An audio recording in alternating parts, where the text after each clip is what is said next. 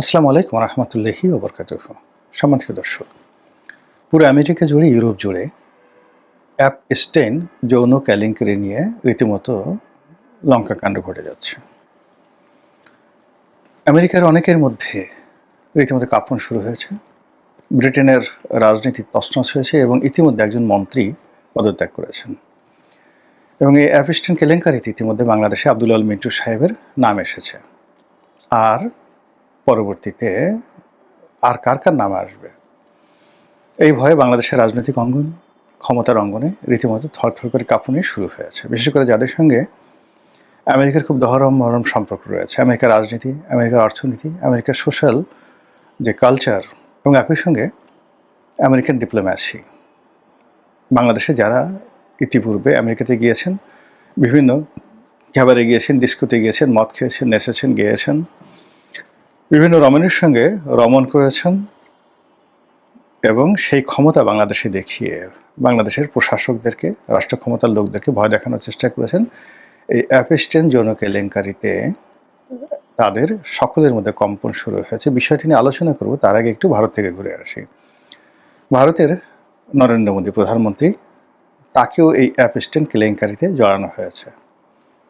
এখন নরেন্দ্র মোদীর যে ইমেজ, তিনি একজন সেন্ট, দেবতা, তিনি হিন্দুত্ববাদের প্রতিভূ, সৎ এবং সাধু সন্ন্যাসীদের যাকে বলা হয় বা যোগলীলার তিনি একজন মহাপুরুষ। তিনি যোগব্যায়াম করেন, সন্ন্যাস ধর্ম পালন করেন, বিয়ে শাদী করেননি, যৌনতা তার ধারের কাছে নেই, ভোগ বিলাস কামনা বাসনা থেকে তিনি ঊর্ধ্বে। তার ছেলে নাই, মেয়ে নেই, বউ নেই, কোনো কিছু নেই। তো এই মানুষটির সম্পর্কে যখন যৌন কেলেঙ্কারির অভিযোগ তোলা হয়, তাও আবার তোলপাড় করা, দুনিয়া তোলপাড় করা অ্যাপ স্টেইন কেলেঙ্কারির সঙ্গে যদি তার অন্তর্ভুক্তি ঘটে, সেক্ষেত্রে ভারতের রাজনীতি, হিন্দুত্ববাদী রাজনীতি, নরেন্দ্র মোদীর যে ইমেজ এবং বিজেপির যে লক্ষ্য, সেই লক্ষ্য কতটা ভ্রষ্ট হতে পারে এবং কতটা বিপদে পড়তে পারে, তা নিয়ে পুরো ভারতে তোলপাড় চলছে।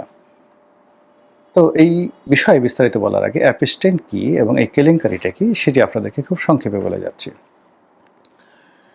আপনারা জানেন যে বাংলাদেশে জর্জ সরোজের নাম ইদানিং হচ্ছে। তিনি একজন ব্যবসায়ী, বিনিয়োগকারী। তিনি বিশ্বের বিভিন্ন দেশে আমেরিকার যে ডিপ স্টেট পলিসি রয়েছে, সেই ডিপ স্টেট পলিসিতে তিনি অর্থ বিনিয়োগ করেন, তারপর অনেক দেশের সরকার ফেলে দেন এবং এই সরকার ফেলে দেওয়ার জন্যে তিনি আমেরিকার যে রাষ্ট্রীয় পলিসি, ডিপ স্টেট পলিসি, এটির সাহায্যকারী হিসেবে অর্থ বিনিয়োগ করেন।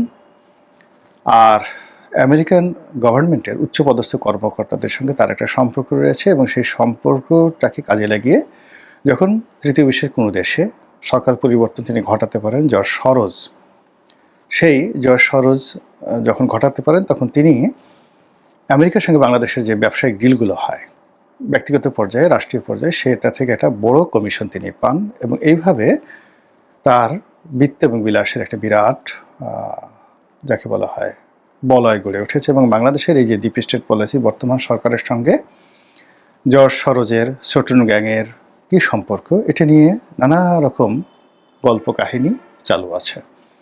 এই বিষয়ে না বলে আমি যেটা বলতে চাই যে জর্জ সরোজকে আপনি যতটা ক্ষমতাধর মনে করেন, তার চেয়ে হাজার গুণ ক্ষমতাধর ব্যক্তি হলেন অ্যাপ স্টেইন, যিনি মারা গেছেন।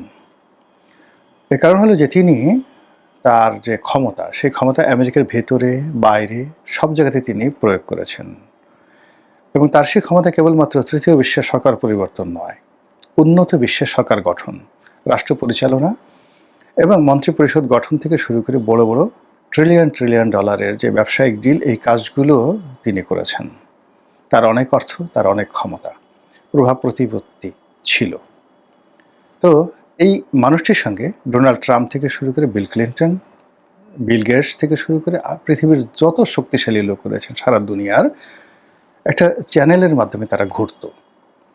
কেউ হয়তো সরাসরি অ্যাপ স্টেইনের সাথে সম্পর্ক নাই, কিন্তু অ্যাপ স্টেইনের লেজ, অ্যাপ স্টেইনের বিচ্ছু, অ্যাপ স্টেইনের পশম ইত্যাদি অনেকের সঙ্গে বিভিন্ন তৃতীয় বিশ্বের অনেক দেশের টেলিফোন যোগাযোগ হতো, ইমেল যোগাযোগ হতো এবং তাদের মাধ্যমে তারা এই মিস্টার অ্যাপ স্টেইন, সেই অ্যাপ স্টেইনের অনুগ্রহ লাভ করার চেষ্টা করতেন। ফলে কি হলো, মার্কিন যুক্তরাষ্ট্র যখন অ্যাপিস্টেনের বিচার শুরু করলো 2008 সনে, সেই থেকে একেবারে 2025 সন পর্যন্ত এই বিচার কর্মকাণ্ডের যে নথি, সেই নথি এত বড় হয়ে গেছে যে পৃষ্ঠা অনুযায়ী যদি গণনা করা হয় 35 লাখ, 35 লাখ, 3.5 মিলিয়ন পেজ পৃষ্ঠা হয়েছে। তো মহাভারতের পৃষ্ঠার সংখ্যা হলো, অক্ষর হলো 50 লাখ। তাহলে একটা পৃষ্ঠাটিতে যদি আপনি 400 ওয়ার্ড ধরেন, 35 লাখ, তাহলে কয়টি মহাভারত রচনা হবে বলেন তো? মানে কম করে হলেও 500 মহাভারত। 500 মহাভারত রচনা করতে যে পরিমাণ শব্দমালা দরকার, এই অ্যাপিস্টেন কেলেঙ্কারির সঙ্গে এরকম 35 লাখ পৃষ্ঠা তথ্য এবং উপাত্ত যুক্ত করা হয়েছে, 500 মহাভারতের সমান কাহিনী। সেই কাহিনীতে কি আছে? বাংলাদেশের আব্দুল আল মিন্টু কবে আমেরিকার কোন রাজনীতিবিদের সঙ্গে বৈঠক করেছেন, কত টাকা সেখানে ডোনেশন করেছেন, এই কাহিনী থেকে শুরু করে নরেন্দ্র মোদী কবে ইসরায়েলে গিয়েছেন, ইসরায়েলে গিয়ে ডোনাল্ড ট্রাম্পকে খুশি করার জন্য তিনি নেচেছেন, বেঞ্জামিন নেতানিয়াহুর সঙ্গে গোপন একটি কক্ষে নেচেছেন, এই তথ্য সামনে চলে এসেছে। আর এই যে অ্যাপিস্টেন, তার হচ্ছে কুখ্যাতি কেন? তার কুখ্যাতি হলো তার একটা গ্যাং ছিল, বিশাল গ্যাং। এই গ্যাংয়ের যারা সদস্য, তাদের কাজ ছিল অল্প বয়স্ক বালিকা এবং কিশোরী মেয়েদেরকে সংগ্রহ করা। তাদেরকে কখনো জোর জবরদস্তিমূলকভাবে সংগ্রহ করা হতো, তাদেরকে আবার কখনো প্রলোভন দিয়ে সংগ্রহ করা হতো। যারা এই প্রলোভনে পড়ে অ্যাপিস্টেনের গ্যাংয়ের সঙ্গে এই যৌন নিবর্তন বা যৌন যে ষড়যন্ত্র, যৌন নির্যাতন, এর সঙ্গে ওই সকল বালিকা এবং কিশোরী নিজেকে মানিয়ে নিতে পারত, তাদের কথা আমরা জানতে পারিনি। কিন্তু যে সকল মেয়েরা বিদ্রোহ করত, সেই বিদ্রোহের একটি দুটি ঘটনা সারা বিশ্বকে তোলপাড় করে দিয়েছিল 2008 সনে। এই অভিযোগগুলো এরকম ছিল যে তারা মানে সিরিজ অফ ক্রাইম, অল্প বয়স্ক মেয়েদেরকে নিয়ে উনি অ্যাপিস্টেন নিজে এই যৌন নির্যাতন করেন, তাদের সঙ্গে ওরাল সেক্স করেন, তাদের সঙ্গে বাইসেক্স করেন এবং সেক্স করতে করতে অনেক মেয়েকে রক্তাক্ত করে ফেলেন, মেরে ফেলেন। এমনও কথা চালু আছে যে তারা ওই ধরনের অল্প বয়স্ক মেয়েদেরকে ধর্ষণ করে তারপরে তাদেরকে মেরে তাদের সেই মাংস দিয়ে তারা সেই খাবার খান, মানে উৎসব করেন, ভোজ উৎসব করেন। এতটা বিকৃত রুচি, এবং এটা পশ্চিমা দুনিয়াতে অ্যাভেলেবল। আপনি অবাক হয়ে যাবেন, আমরা বাংলাদেশে বসে এগুলো কল্পনাই করতে পারি না যে একজন মানুষ একটা মেয়েকে ধর্ষণ করলো, তাও আবার 12-13 বছরের একটা মেয়েকে, আবার সেই মেয়েকে ধর্ষণ করার পর মারলো, তারপর তাকে জবাই করলো, তার মাংস দিয়ে পোলাও করে বিরিয়ানি রান্না করলো এবং খেলো। এটা এখনো বাংলাদেশের আমরা বসে কল্পনা করতে পারিনি, কিন্তু ইউরোপ আমেরিকার যে অসভ্য সমাজ, সেটা এখানে হচ্ছে।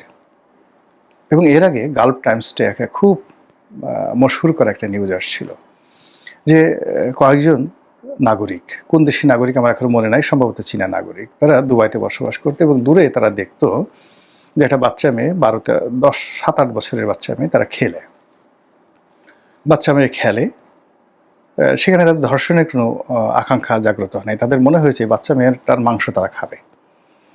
এরপর সেই বাচ্চা মেয়েটাকে ধরে এনে তারা জবাই করে, তো জবাই করে তারা তার মাংস খায়। তো মাংস খেতে গিয়ে দেখা গেল যে সবাই হজম করে, কিন্তু একজন হজম করতে পারেনি, তার বমি চলে আসে। সামহাও তার বমি চলে আসে, তাকে হাসপাতালে নেওয়া হয় এবং সেই বমির ভিতর থেকে যে মাংস পায় ডাক্তাররা, সেটা ল্যাবে নিয়ে পরীক্ষা করে দেখে যে মানুষের মাংস। এই হই হুল্লোড় পড়ে যায় সারা দুনিয়াতে। এটা ধরেন আরও 20-25 বছর আগের ঘটনা। তো কি ঘটে দেখেন, সভ্যতা বলতে যা বোঝায়, উন্নত জীবনযাত্রা বলতে যা বোঝায়, সেখানে অসভ্যতা আমি কোন পর্যায়ে পৌঁছে। তো সেই কাজটি সেই অ্যাপিস্টেন করতেন। ভালো নাম জেফ্রি অ্যাপিস্টেন। আর সেই কাজটা সে একা করতো না, সেই কাজটি সে সদল বলে করার জন্য ইলন মাস্ককে ডাকতো, ডোনাল্ড ট্রাম্পকে ডাকতো, তারপরে তার যে গল্ফ ক্লাব রয়েছে, তার যে ডিস্কো রয়েছে, ক্যাবারে রয়েছে, বাংলো বাড়ি রয়েছে, তারপরে তার যে 5 স্টার হোটেলগুলো রয়েছে সেখানে এই ধরনের ডিস্কো, ক্যাবারে, জুয়া, মদ আর এই তরুণী নারীদেরকে নিয়ে এই বিকৃত যে রুচির কর্মকাণ্ড এটা তারা চালাতো কেবলমাত্র আমেরিকাতে নয়, বিশ্বের অনেক অনেক দেশে যেখানে যেখানে পর্যটন কেন্দ্র আছে। এবং এই মেয়েদেরকে নেওয়ার জন্য, আনা নেওয়ার জন্য তার একটা স্পেশাল যাকে বলা জেট ফোর্স ছিল, বিমানে করে তাদেরকে নিয়ে যাওয়া হতো। তো যারা অবাধ্য হতো তাদেরকে মেরে ফেলা হতো, দুনিয়া থেকে সরিয়ে দেওয়া হতো। এই ধরনের ঘটনা যখন প্রথম 2008 সনে আসলো তখন তাকে গ্রেপ্তার করা হয়, কিন্তু একটা সংক্ষিপ্ত বিচারে তিনি অল্প কিছুদিন সাজা পেয়ে আবার বের হয়ে আসেন। পরবর্তীতে আবার যখন সেই অভিযোগ আরও ব্যাপক আকারে আসে তখন সারা আমেরিকাতে মানে তোলপাড় পড়ে যায়, তিনি আবার গ্রেপ্তার হন, বিচার চলে এবং বিচার অবস্থায় তিনি 2019 সনে সম্ভবত মারা যান। কিন্তু তার মারা যাওয়ার পরও এই যে তার যে ফাইলগুলো, বিচার এখনও চলছে, বিকজ তিনি মারা গেছেন, তার সঙ্গে অন্য যারা সহযোগী রয়েছেন তারা এই বিচারের আওতায় আছেন। তো ওই যে মার্কিন বিচার বিভাগের যে নথিপত্র, গোপন কাগজপত্র সবগুলো ইদানিং প্রকাশিত হয়েছে, আর সেই প্রকাশিত হওয়ার ফলে সারা দুনিয়াতে তোলপাড় হয়ে গেছে, অমানবিক। আর সেখানে নরেন্দ্র মোদীর নাম এসে গেছে।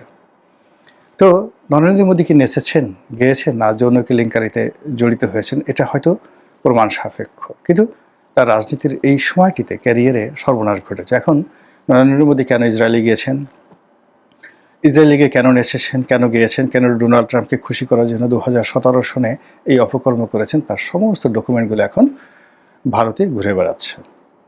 একইভাবে বাংলাদেশে এখন যারা ক্ষমতা আছেন, মার্কিন লবির যারা লোকজন রয়েছেন, যারা ইউরোপ আমেরিকাতে ছুটাছুটি করতেন এবং রাজা বাদশাদের দরবারে ধর্ণা দিতেন, তারা যে এই সকল যৌন কেলেঙ্কারের সাথে জড়িত নয় এবং এই ধরনের কিশোরী হেনস্থার সঙ্গে জড়িত নয়, এটা বুকে হাত দিয়ে কে বলতে পারবেন?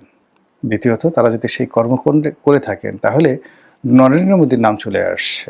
আর ক্ষুদ্র $5,000 একজন রাজনৈতিক নেতাকে, আমেরিকার একজন রাজনৈতিক নেতা, নিউ মেক্সিকো যে নির্বাচনী এলাকা সেখানকার গভর্নর পদে যিনি দাঁড়িয়েছেন, তার নির্বাচনী ফান্ডে মাত্র $5,000 দান করেছেন আব্দুল আল মিন্ট, এবং তিনি সেটা করেছেন। তিনি একজন মার্কিন নাগরিক, আমেরিকাতে তার ব্যবসা আছে, ইনকাম ট্যাক্সের ফাইল আছে, তিনি হয়তো সেখান থেকে সেই কাজটি করেছেন।